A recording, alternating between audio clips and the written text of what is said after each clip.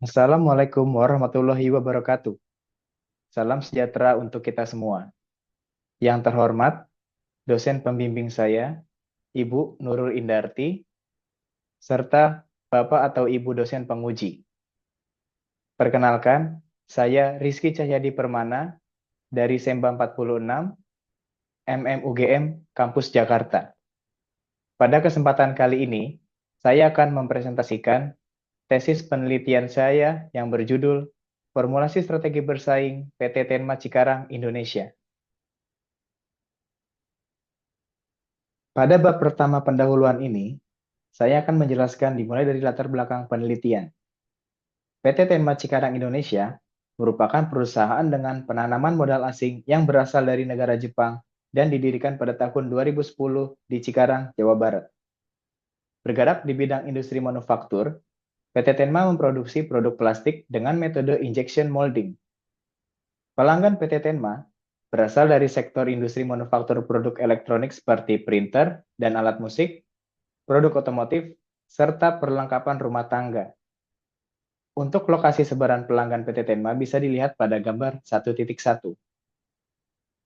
Berdasarkan data penjualan tahun 2024, menunjukkan bahwa PT Indonesia Epson Industry atau PT IEI sebagai pelanggan utama PT Tenma dengan kontribusi penjualan sebesar 93% dari total penjualan perusahaan, sebagaimana ditunjukkan pada gambar 1.2.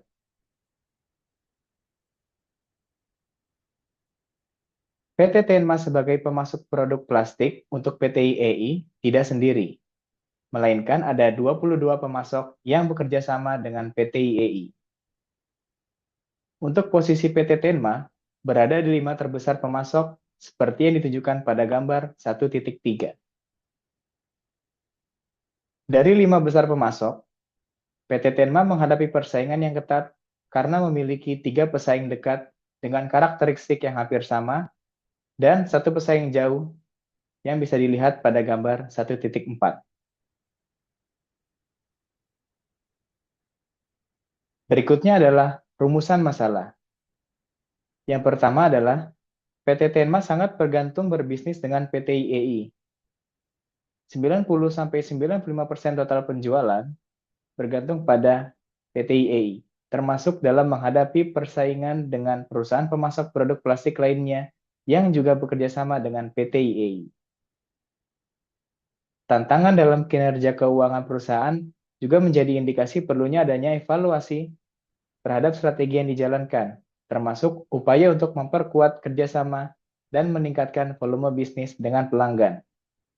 Adapun grafik presentasi laba operasional bulanan tahun 2024 bisa dilihat pada gambar 1.5.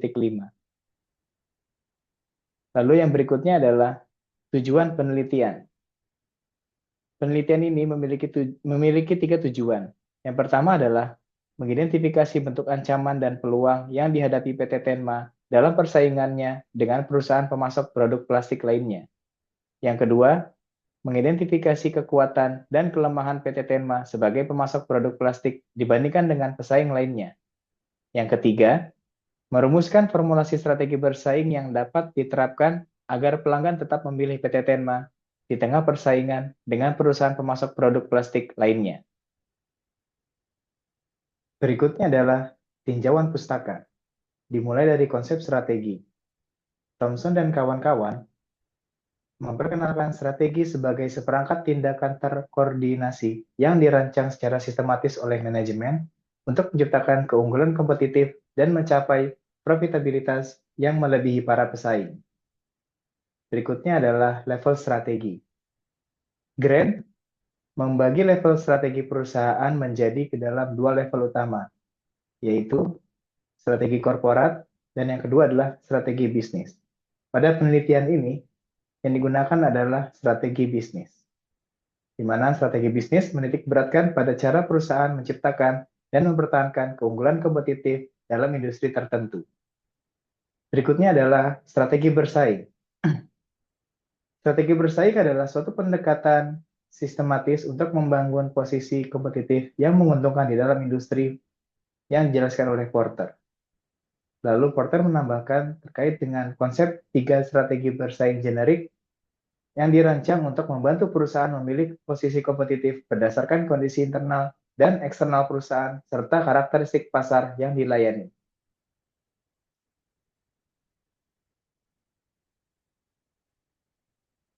Berikutnya adalah formulasi strategi. Whelan dan Hanger menjelaskan formulasi strategi adalah proses pengembangan rencana jangka panjang dalam menghadapi peluang dan ancaman eksternal secara optimal dengan mempertimbangkan kekuatan dan kelemahan internal perusahaan.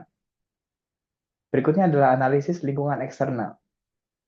Barney dan Hesserly menjelaskan analisis lingkungan eksternal memiliki tujuan mengidentifikasi suatu peluang yang bisa dimanfaatkan serta ancaman yang perlu diantisipasi dan dikelola secara strategis.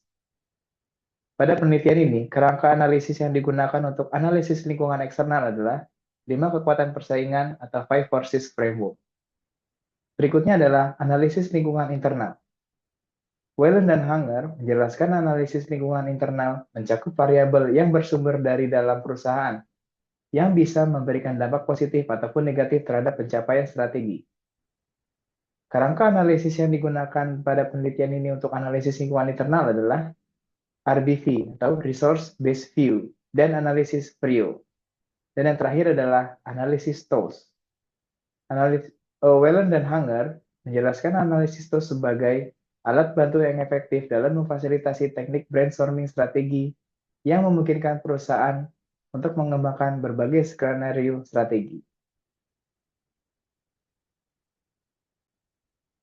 Berikutnya adalah metode penelitian. Penelitian ini menggunakan pendekatan kualitatif. Untuk metode pengumpulan data, dilakukan 2 metode pengumpulan data utama. Yang pertama adalah wawancara mendalam. Wawancara mendalam dilakukan dengan menggunakan pendekatan semi terstruktur dengan narasumber dari internal dan eksternal perusahaan. Untuk internal perusahaan, dilakukan 5 narasumber. Untuk eksternal perusahaan adalah 2 narasumber. Berikutnya adalah observasi. Observasi dengan pendekatan observasi non-perilaku juga dilakukan di lingkungan PT Tenma, meliputi analisis dokumen dan analisis kondisi fisik. Untuk observasi, dilakukan di 3 tempat yang berbeda. Yang pertama adalah ruang kantor administrasi, ruang kantor produksi, dan terakhir adalah lantai produksi. Berikutnya adalah kualitas penelitian. Untuk meningkatkan kualitas penelitian, dilakukan 2 triangulasi. Yang pertama adalah triangulasi sumber data. Triangulasi sumber data dilakukan dengan mengumpulkan informasi dari berbagai pihak, narasumber, internal maupun eksternal perusahaan. Yang kedua adalah triangulasi metode. Triangulasi metode diterapkan melalui penggunaan lebih dari 1 teknik pengumpulan data. Dalam penelitian ini, wawancara mendalam dan observasi digunakan sebagai metode utama. Berikutnya adalah metode analisis data. Dalam penelitian ini, digunakan pendekatan 5 langkah analisis data kualitatif yang dikemukakan oleh Creswell dan Creswell.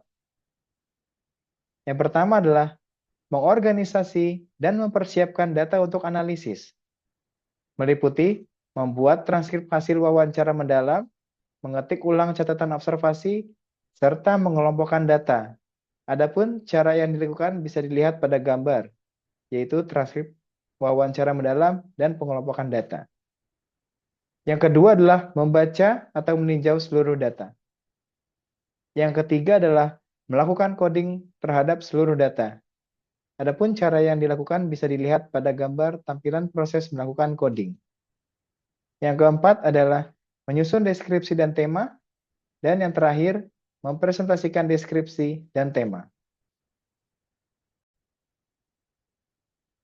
Selanjutnya adalah hasil dan pembahasan. Yang pertama adalah bentuk ancaman dan peluang yang dihadapi PT Tenma dalam persaingannya dengan perusahaan pemasok produk plastik lainnya.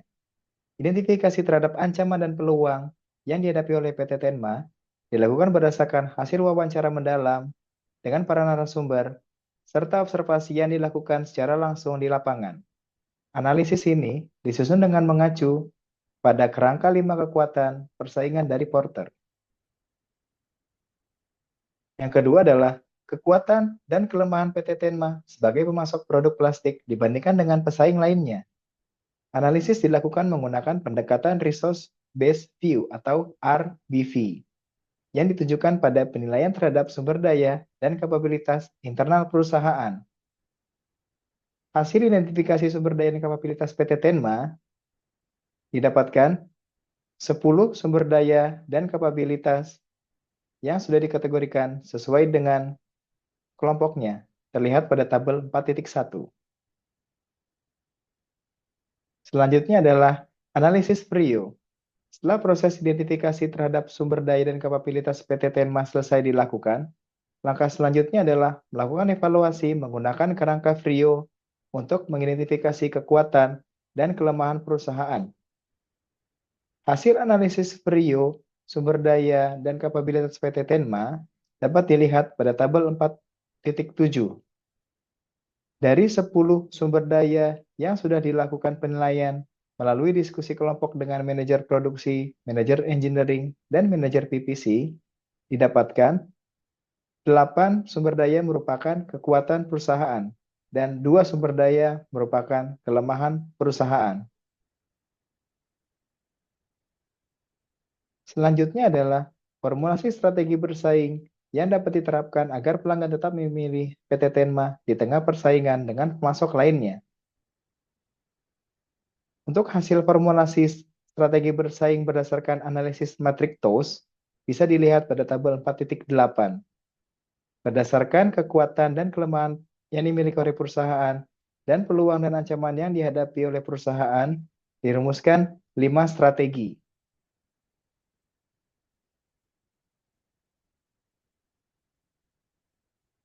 Selanjutnya adalah rekomendasi tahapan implementasi strategi. Rekomendasi ini dalam jangka waktu 12 bulan yang terdiri dari 2 fase. Fase pertama adalah penguatan fondasi internal, yaitu yang pertama, menginternalisasi budaya pelayanan prima melalui pelatihan berkelanjutan dan sistem evaluasi berbasis perilaku proaktif dalam menangani isu pelanggan. Yang kedua adalah menjadikan percepatan otomasi dan digitalisasi sebagai pilar utama strategi diferensiasi berbasis teknologi untuk menjawab dinamika industri. Yang ketiga adalah membangun kapabilitas SDM yang adaptif terhadap transformasi digital dan otomasi melalui program pengembangan berkelanjutan. Selanjutnya adalah fase 2, penguatan positioning eksternal. Yang pertama adalah mengadopsi sistem manajemen mutu berstandar otomotif untuk menjamin kualitas produk elektronik pelanggan utama, yaitu PT IEI. Dan yang terakhir adalah memposisikan PT Tenma sebagai mitra pilihan dalam rantai pasok berkelanjutan melalui penguatan kapabilitas penggunaan material plastik daur ulang. Selanjutnya adalah kesimpulan dan saran.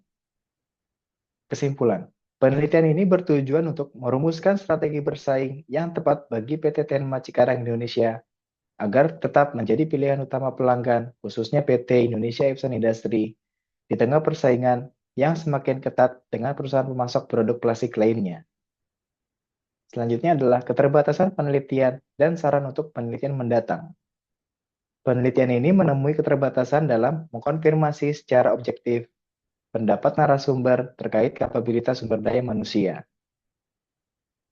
Saran untuk penelitian selanjutnya, guna meningkatkan validitas temuan dan mengurangi potensi bias subjektivitas, penelitian menggunakan pendekatan yang mengkombinasikan metode kualitatif dan kuantitatif. Demikian presentasi ini.